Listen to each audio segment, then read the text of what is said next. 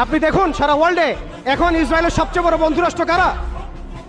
বলুন, ইসরায়েলের সবচেয়ে বড় বন্ধুরাষ্ট্র কারা? আপনার বাড়ির পাশে নব্য ইসরায়েল।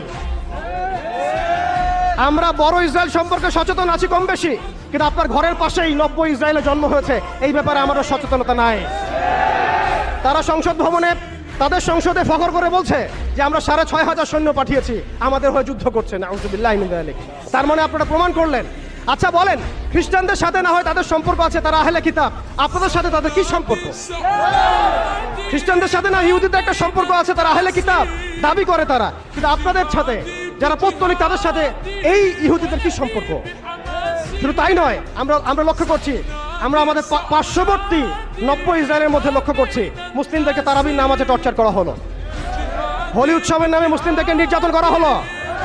আমরা দেখলাম সেখানে গরুর মাংস বহন করার অপরাধে পিটিয়ে মুসলিমকে হত্যা করা হয়েছে। লক্ষ লক্ষ একর জমি যেগুলো আমরা ওয়াকফ করেছিলাম, সেই জমিগুলোকে রাষ্ট্রীয়ভাবে বাজেয়াপ্ত করা হয়েছে। আমি যদি একটা জমি মাদ্রাসায় দান করি, আপনার কোন এখতিয়ার আছে সেটাকে আপনি রাষ্ট্রীয় বাজেয়াপ্ত করতে পারেন?